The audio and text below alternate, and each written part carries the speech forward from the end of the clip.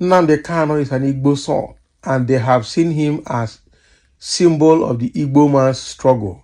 Chekwas Okorie has said. I'm telling you, this is a very strong message that Chekwas Okorie is passing here. Nnamdi Kanu is a very serious Igbo son, and they have seen him at the heart of Igbo struggle, and that is why they don't want to let him go, because if they let him go, Igbo will be further empowered to succeed from Nigeria. And I believe what Chekwas Okorie is saying, but again, let's dive into the details. In a recent interview with the Sun, Chief Chekwas Okorie, the founding national chairman of the All Progressive Grand Alliance, ABGA, expressed grave concern about Nigeria's current state. Okorie highlighted the escalating insecurity in the country, warning that it could lead to severe consequences if not addressed promptly. He emphasized the urgency of the situation, suggesting that the pervasive insecurity has the potential to destabilize the nation significantly, and that is true. Okorie also criticized the 1999 Constitution of Nigeria, describing it as obnoxious and fundamentally flawed. He argued that the Constitution is inherently lopsided, preventing Nigeria from achieving a truly democratic system that is fair to all its citizens. So according to Okorie, the existing constitutional framework does not support equitable governance, thereby exacerbating the Nigerian's challenges and contributing to its current precarious state. Addressing recent legal developments, Okorie pointed out the discrepancy in the handling of cases involving prominent figures such as the leader of the Miyetti Allah and activist Omoyele Sowore, both of whom had the terrorism charges against them withdrawn and were released. In contrast, Nnamdi Kanu, leader of the indigenous people of Biafra, IPOB, remains in detention. Okorie highlighted this inconsistency as a significant issue that needs a resolution, questioning the fairness and justice of Kanu's continued detention. Okorie likened Nnamdi Kanu's situation to the broader Igbo dilemma in Nigeria, viewing Kanu as a symbolic figure in the Igbo community struggle for recognition and equity and equality. He drew parallels to historical figures like Ojukwu, who previously embodied the Igbo struggle. So according to Okorie, Kanu has become the living symbol of this ongoing struggle, representing the aspirations and frustration of the Igbo people within the Nigerian state. He urged for a resolution to Kanu's detention, reflecting the broader need for addressing the grievances of the Igbo community. So he said Nnamdi Kanu's matter is the same thing as the Igbo dilemma in Nigeria. Kanu is an Igbo son, and they have seen him as the symbol of the Igbo man's struggle right now, and that is what he has earned, like Ojukwu was the symbol of the struggle until now. Kanu is the living symbol of the Igbo man's struggle in Nigeria. Exactly.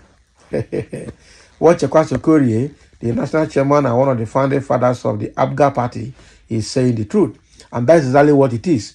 Whether they like it or not, whether they kill him there or they leave him, Nnamdi Kanu, whether what he has done. In fact, all the things he said before, he's just like a prophet. All the things he said about the Fulani man, about the state called Nigeria, and about how they are treating the Igbo, they are all happening now. And all of these things were the things that Buhari did during his government and handed over to Tinubu to continue, which is terribly very bad, unacceptable. Very, very unacceptable, I tell you the truth. So Chekwas Okorie has pointed out that Kanu is, facing injustice in the hand of the Nigerian government, starting from Buhari time to Tinubu time now. They arrested Sowore and charged him with terrorism because he said he's championing the revolution now. And they released him. Bodijo, the Miyetti Allah chairman that was arrested, was also released. What is his name? Sunday Igbo was arrested in Benin Republic, sentenced there, but at the end of the day, he was released and now he's back to Nigeria. But why have they refused to release Nnamdi Kanu? For no reason. They are putting charges on him. Even when the court had discharged him and acquitted him, they are still holding him hostage under the DSS because they don't want to let him go. And all because of the hatred against the Igbos, which is very bad. I don't know how long this will continue. I don't know the forces behind it, but I think it has to stop. Okay?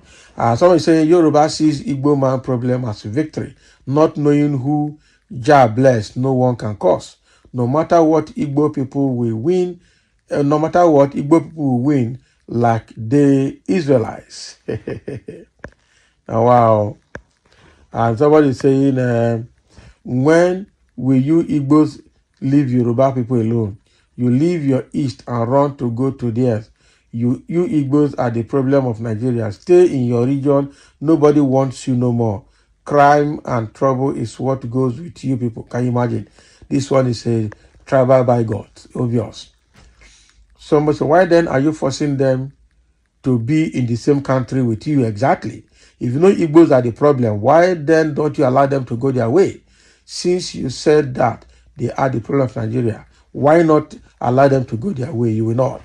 Kanu is a terrorist, period. Okay, don't worry. We will know who is a terrorist now. Now, who is suffering? The bandits from the north, the Boko Haram, the ISWAP are there. Okay? And you are enjoying it, Abi. Enjoy it very well. Nigerian government and they hated Igbos from the beginning. So we must be free. Nigerian government, they are aware that releasing Nnamdi Kanu will bring peace in Igbo land. So they never want us to be free and get peace. They are trying their best to destroy Igbo land. APC government are terrorist group. That's what they say here. One day we must be liberated. Don't be lying. Igbos must be liberated. We can't wait to see Igbos go. And that means stay in your country and no migration or trade. Don't worry. Even when they go their way, if you wanted to come to your country, give them visa. If you don't want them to come, don't give them visa. They will go to where they will have visa. That is it. And somebody say, can you survive without the Indigo in your region? You cannot. Like any day, the Igbos are holding Igbo Day in the major cities in Nigeria. All the economic activities of such cities go dead for that day. So you can't survive with Indigo. You're just making noise. And that is the truth. You really can't survive with it without the Indigos being in business in your area. And somebody say, do you wanted people to see him as Aboki or Omo Yoruba? The Igbo hatred is manifested through Nnamdi Kanu, and that is true. Every Nigerian is a terrorist. Igbos are not Nigeria till tomorrow. As long as you are a Nigerian, you are, can you imagine? They are already insulting themselves. Make we divide this country, make we know who is who, and know who is bigger and superior than each other. Yorubas and Hausas and Fulani says no. So when will they have peace?